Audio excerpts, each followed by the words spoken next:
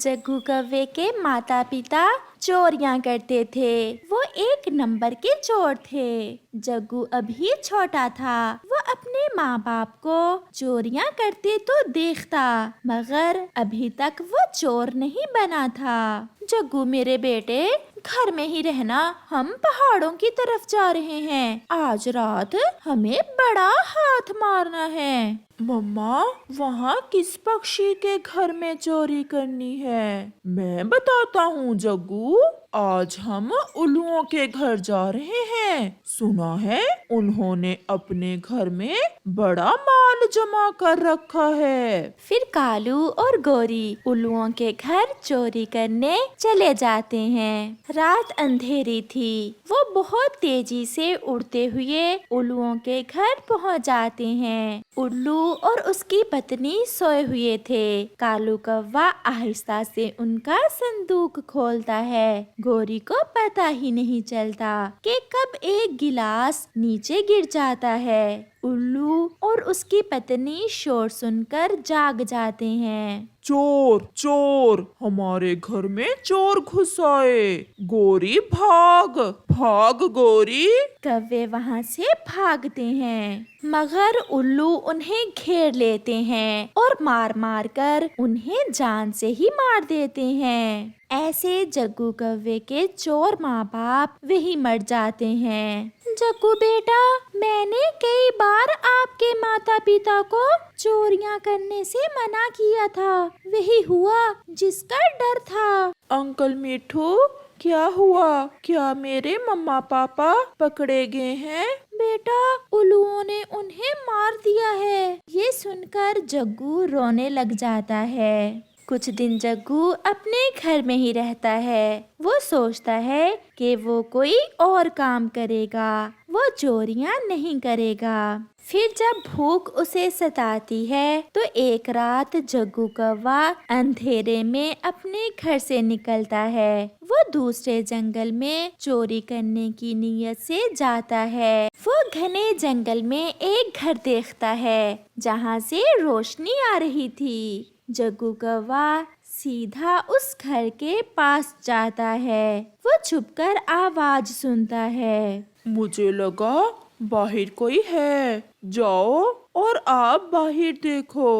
कबूतर की पत्नी घर से बाहर निकलती है। जग्गू उसके सामने था, मगर वो कहती है, यहाँ तो कोई नहीं है, शायद कोई बिल्ली होगी। फिर वो घर में चली जाती है। मैं आंटी के सामने था, फिर भी उन्होंने मुझे नहीं देखा। इसका मतलब आंटी कबूतरी आंखों से देख नहीं सकती। कहाँ हो लूसी?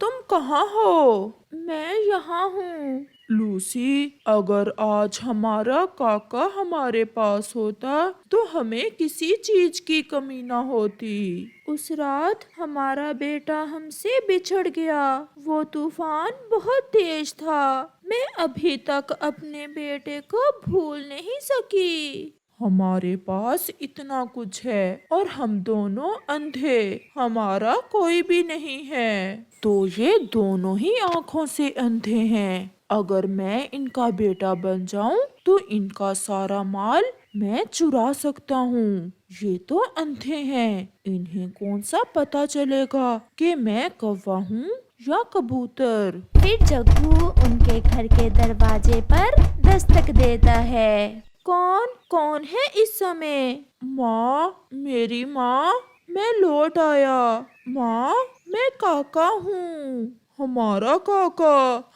काका लौट आया। लूसी, जल्दी से दरवाजा खोलो। फिर लूसी दरवाजा खोलकर जग्गू को अंदर ले आती है। मेरे बेटे, मुझे पूरा विश्वास था आप एक न एक दिन जरूर लौट कर आओगे। जब तूफान आया तो तुम कहाँ चले गए थे मेरे बेटे?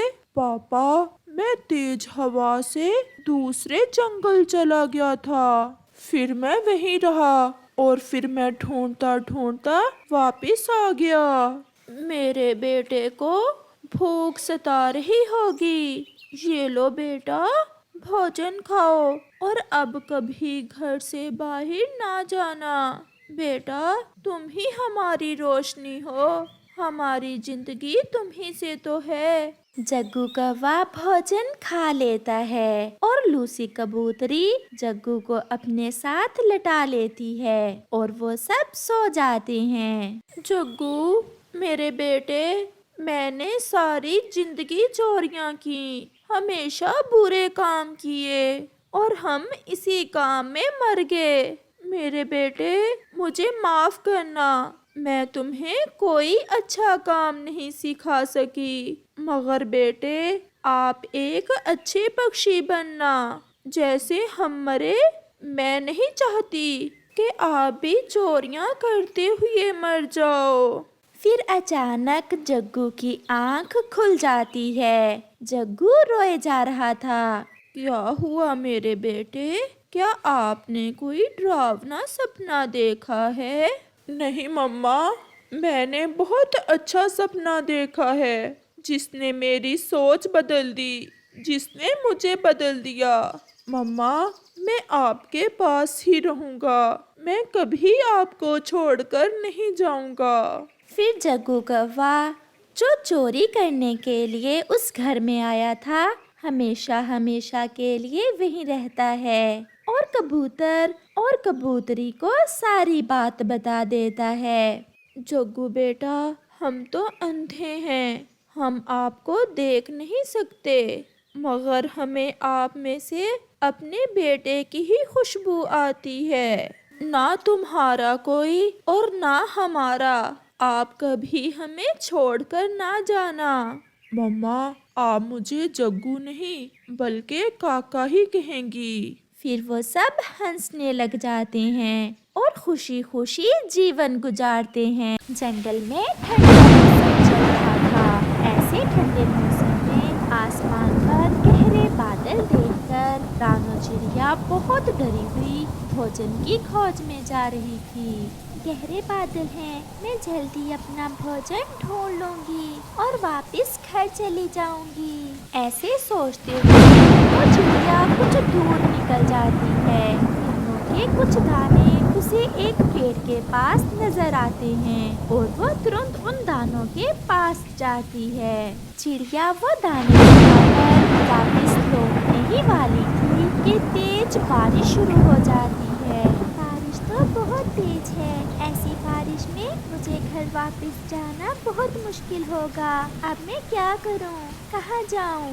वो चिड़िया ऐसे सोच रही थी कि उसे सामने एक पेड़ पर एक पुराना सा घर नजर आता है और चिड़िया उस घर की तरफ चली जाती है। चिड़िया उस घर के दरवाजे पर दस्तक देती है। लूसी कबूतरी दरवाजा खोलती है। वो घर लूसी कबूतरी का था। मैं पहाड़ों वाले जंगल से यहाँ भोजन लेने आई थी और फिर बारिश शुरू हो गई। जब तक बारिश नहीं रुकती, आप मुझे अपने घर में रख ले। मेरे पति भी भोजन लेने गए हुए हैं, अभी तक नहीं लौटे। मैं भी उन्हें लेकर बहुत परेशान हूँ, आप अंदर आ जाएं।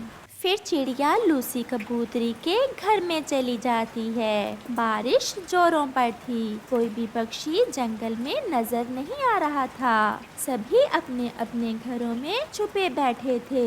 मैंने उन्हें कहा भी था कि मौसम खराब है, आप घर में ही रहें, परंतु उन्होंने मेरी एक ना सुनी।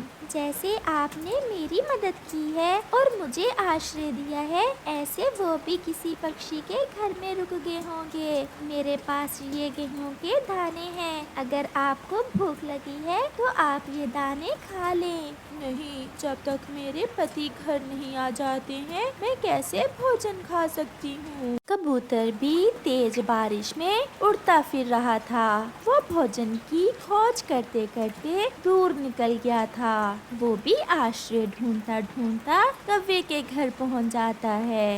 मैं तुम्हें थोड़ी देर अपने घर में रखने के बदले में तुम्हारा आधा भोजन लूंगा।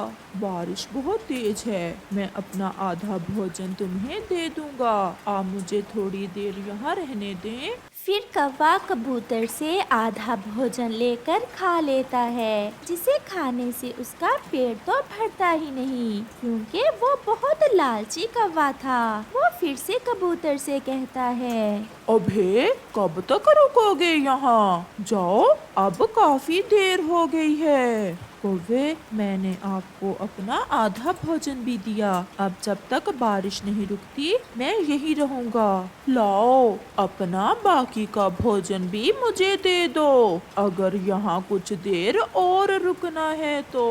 करता भी तो क्या, क्योंकि कबूतर तो लालची कौवे के घर में फंस गया था। फिर कालू कौवा कबूतर का बाकी का भोजन भी लेकर खा लेता है। भोजन खा लेने के बाद कौवा सो जाता है और कबूतर खिड़की में बैठकर बारिश के रुकने का इंतजार करने लगता है। चिड़िया बहन, मैं जाती हूँ और देखती हूँ कि मेरे पति जी कहाँ चले गए हैं। आप चिंता ना करें, जैसे ही बारिश रुकेगी आपके पति सुरक्षित घर वापस लौट आएंगे। फिर कुछ देर के बाद बारिश रुक जाती है, आसमान भी साफ हो जाता है। ज्यादा भोजन खा लेने से कौवे के पेट में दर्द शुरू हो जाता है। कबूतर, कबूतर, मेरे पेट में बहुत दर्द हो रहा है, प्लीज मेरी मदद करो। तुम्हारे जैसे लालची पक्षी मुसीबत में फंसे पक्षियों का फायदा उठाते हैं। अब बारिश रुक गई है, मैं अपने घर जा रहा हूँ। कबूतर, मुझे बुलबुल के पास ले जाओ। हमारे पास भोजन नहीं है, सारा भोजन तुमने खा लिया है। तुम्हारा दर्द थोड़ी देर में खुद ही रुक जाएगा। ऐसा कहते हुए कबूतर वहाँ से चला जाता है। चिड़िया भी बारिश के रुक जाने के बाद अपने घर जाने ही वाली थी कि कबूतर भी वापस घर आ जाता है। मैं शर्मिंदा हूँ लूसी, मैं आज तुम्हारे लिए भोजन नहीं ला सका। उस लालची कौवे ने मुझे अपने घर रखने के बदले में मेरा सारा ही भोजन ले लिया। आप सुरक्षित घर वापस आ गए हैं, मैं बहुत खुश हूँ। हम आज भूखे ही सो जाएंगे। भूखे क्यों? ये मेरा आधा भोजन आप खा लें। अब तो बारिश भी रुक गई है, मैं कल और भोजन ढूंढ लूंगी। फिर चिड़िया अपना आधा भोजन कबूतर और कबूतरी को देकर उन्हें धन्यवाद बोलते हुए वापस अपने घर चली जाती है। प्यारे दोस्तों, इस कहानी से हमें सीख मिलती है, मुसीबत में हमेशा दूसरों की मदद करें और वो भी बिना लालच के।